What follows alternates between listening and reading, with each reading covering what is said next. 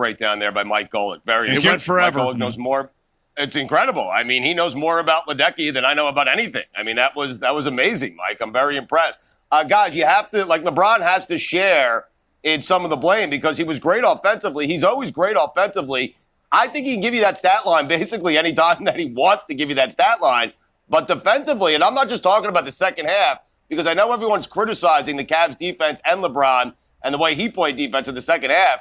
For me, it went to the first half. Like, it started right there. And the end of that first half with those last two possessions in which LeBron turned the ball over, complete disaster. But on defense, he was not moving. He was not sliding. He was not helping. He was allowing guys free lanes to the basket. It was really odd to see from a guy that we consider to be one of the greatest players of all time. But this is LeBron in his final season. Like, guys, you just left to wonder what's going through his head. You know, the lottery's right before the game. Is LeBron thinking, hey, I'm getting out of here. I'm not staying here. That draft pick's not high enough for us. You just don't know what he's thinking. And that's the mystery that surrounds LeBron James every time he's in a free agency year. But he certainly deserves a good portion of the blame for how poorly they played defensively. Because, guys, it starts at the top. If your best player, the guy who's carried you to this point, is going to play like that defensively, chances are Kyle Korver, J.R. Smith, Tristan Thompson, the rest of the team's going to play the same way. So it starts with LeBron James. So first off, do you think he'll be in Cleveland next year? And if you do not, where do you think he will land?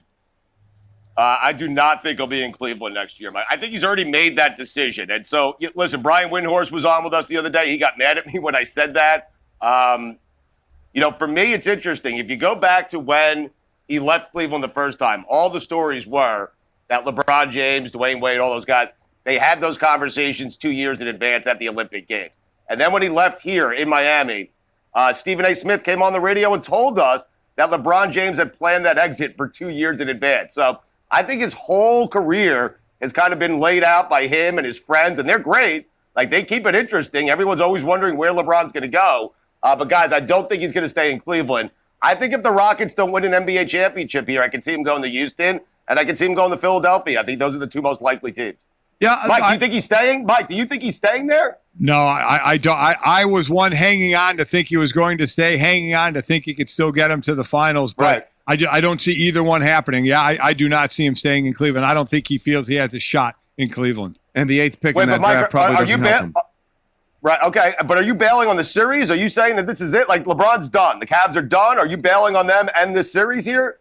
Yeah, I am. I don't think they're going to come back and win this series. I just don't. I don't think, no matter what he does offensively, I don't think he's going to get enough help. They're way, way, way too inconsistent, I think, to get 4 wins in against a team that plays so well, that's so athletic, that's so long. Not the greatest shooters in the world, but at times they shoot well, but they make up for it on the defensive side. They are just agitators on the defensive side.